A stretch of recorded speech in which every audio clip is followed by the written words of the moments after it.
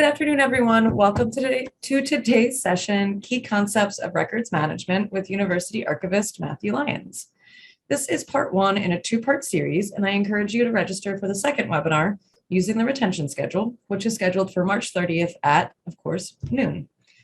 We have a lot of other really great sessions that are scheduled for the winter and the spring terms, and I encourage you to check out our events calendar for all the details about those additional events as well. Now, before we get started, I just want to run through a couple pretty standard housekeeping items. First, we're recording this session, and I'll send you a link to the video once I processed it later this week, so you can watch it again whenever you have time.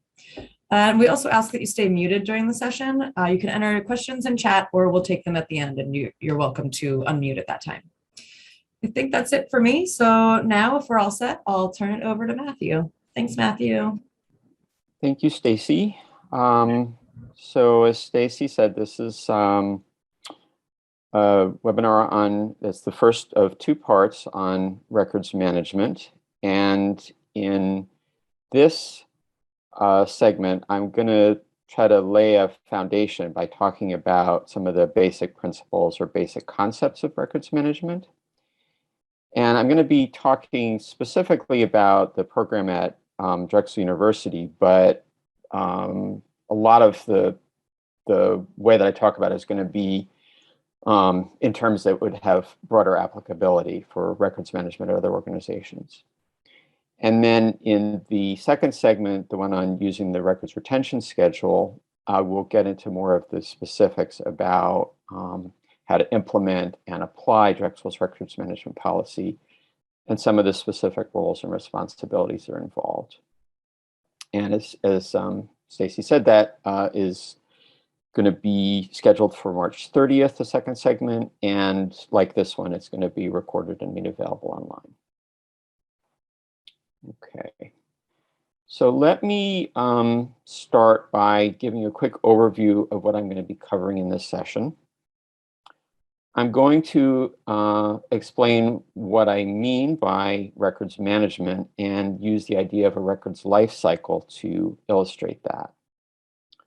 I'll talk about the idea of a records management policy in specifically Drexel University's policy in terms of what its purpose is, who is involved in carrying out the policy, and what the policy covers. I will talk about different categories of records as defined in the records management policy.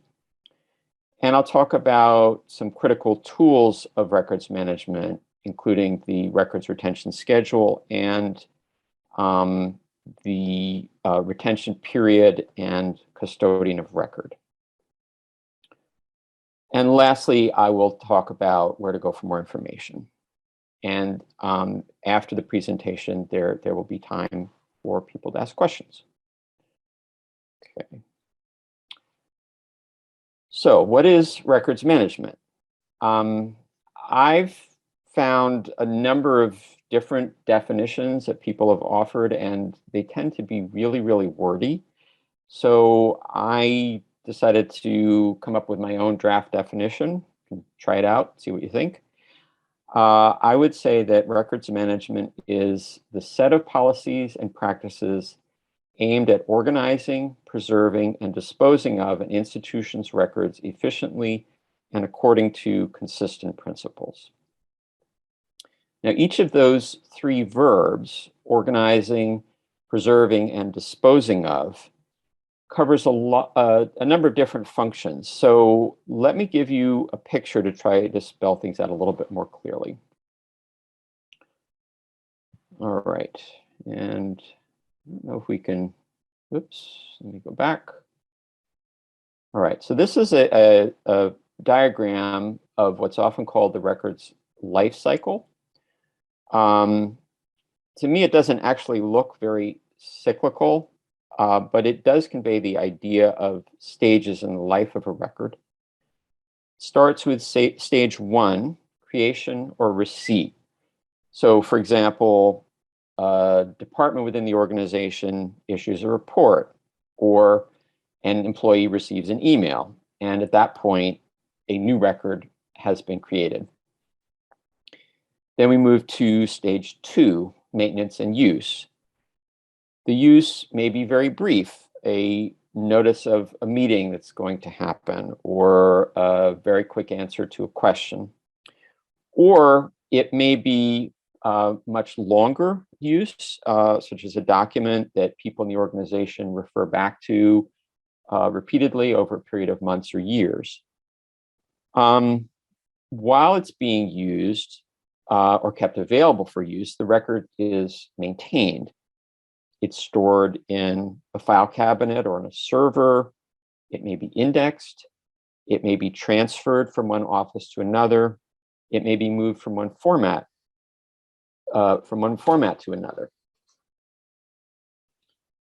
And then at a certain point, sooner or later, most records reach the end of their active life within the organization and are ready for stage 3, which is disposition. In most cases, a record has temporary value, and disposition means throwing it away, either deleting it or putting it in the recycling bin, or shredding it if it has sensitive information. But some records are determined to have long-term value for documenting the history of the organization. And for those records, disposition means preserving them after their period of active use by the organization has ended, transferring them to the institutional archives, which at Drexel means either university archives or the College of Medicine's Legacy Center archives. All of these stages described in the record's life cycle are going to happen one way or another, anytime you have an organization that records information as part of its operations. These stages can happen haphazardly, even chaotically, or they can happen according to a plan, or as I put it in my draft definition, they can happen efficiently and according to consistent principles. That's what a records management policy is for. And next slide. So if you look at Drexel's records management policy, it identifies 5 things that it is trying to accomplish. First, to establish a consistent system for managing records throughout their life cycle. Second, to ensure that records are protected, that they're stored and managed in ways that minimize the risk of theft or loss by accident, damage, or tampering. Third, to ensure that records are destroyed when they are no longer needed, instead of just piling up and piling up. Fourth, to preserve institutional history, again, using the institutional archives to preserve a select portion of records for long-term historical use. And fifth, to comply with applicable laws and regulations. Laws and regulations which might say, for example, that certain kinds of financial records are supposed to be kept for a specific number of years, or that certain kinds of records from scientific research are supposed to be kept for a certain number of years. There's a certain tension in records management between preserving records and destroying records. Both are important. And in my limited experience, it's much easier for people within an organization typically to preserve records than it is to persuade them to destroy records when they are no longer needed. It just,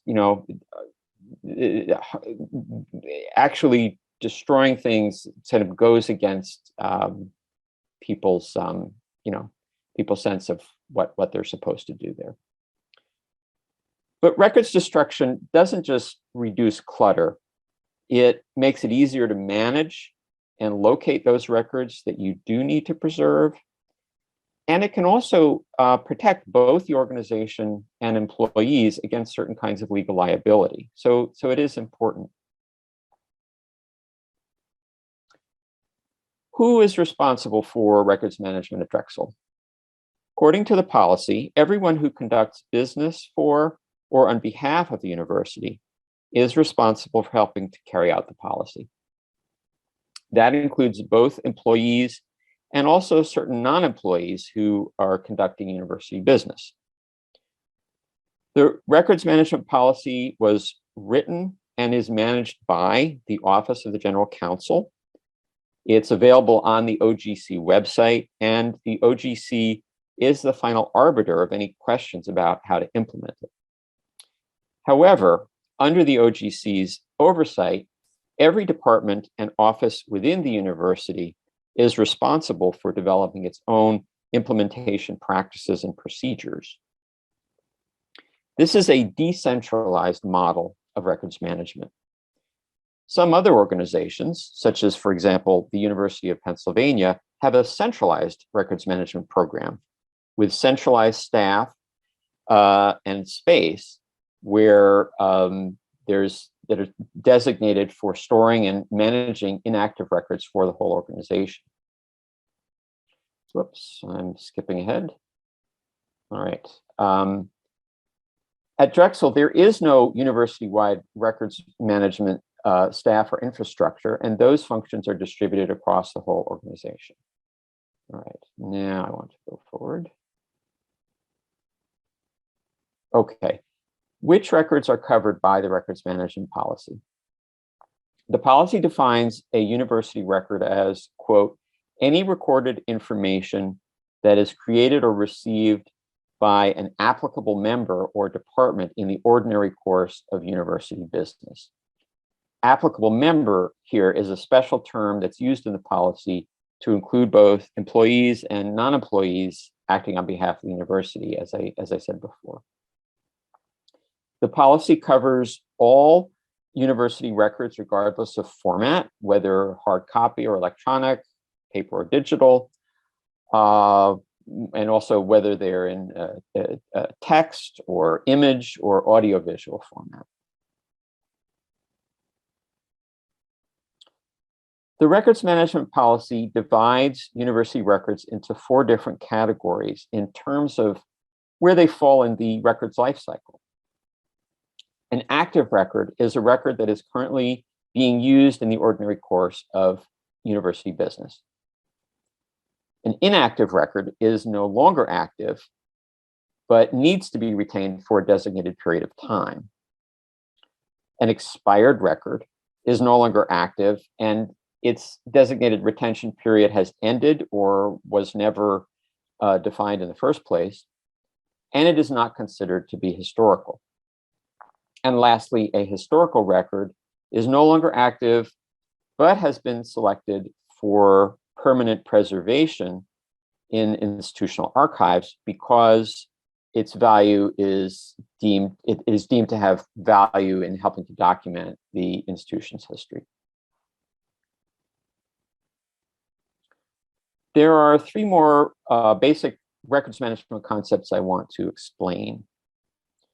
I've already alluded to the record retention period, but to be clear, it's the idea that each specific type of institutional record should be kept for a specific length of time, and only that length of time.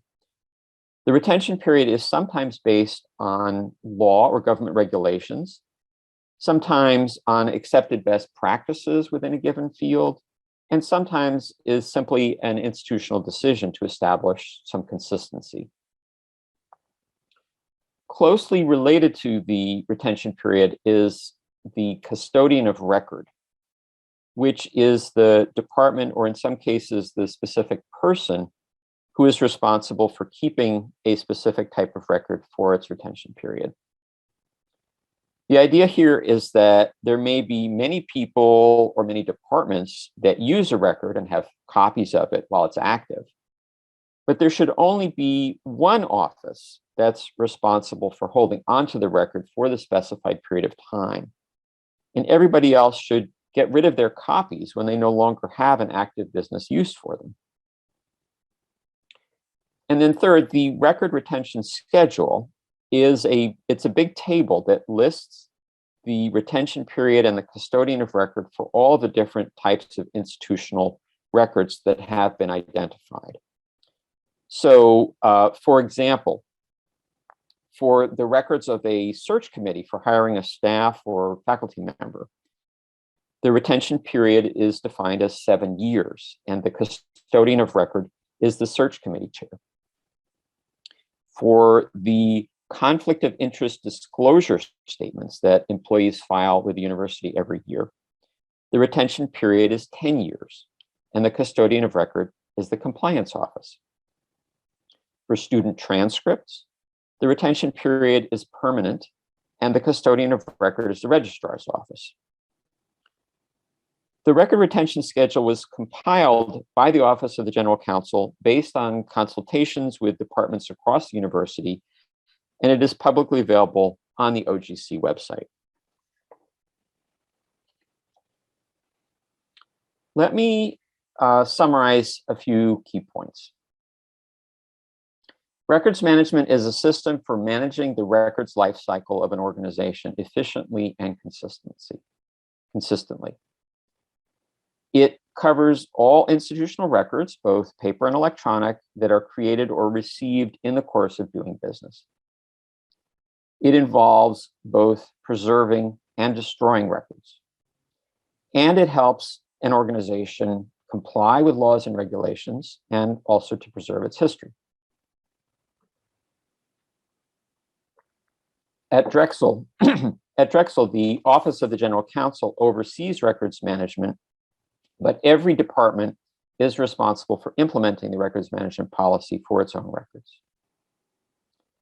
And the record retention schedule spells out each record type's retention period, which is how long it should be kept, and its custodian of record, which is who is responsible for keeping it.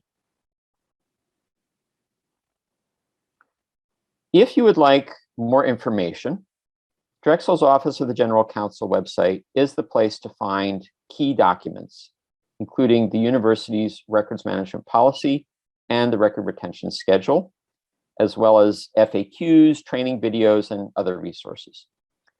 Within the OGC, Tammy Weibel is point person for records management. She is someone you can reach out to if you have a question or concern, and she is interested in understanding each department's situation and working with them to implement the records management policy in a way that makes sense for everybody. You can also find additional resources on the University Archives section of the Drexel University Libraries website, with information on how to create a local records guide for your department, as well as tips on managing email, moving your paper records to electronic format, and how to go about destroying records. And also, for more information, don't forget to check out the second webinar in this series on records management, titled Using the Record Retention Schedule, which will be live on March 30th and then available as a recording. That concludes my presentation, and I would be happy to answer questions.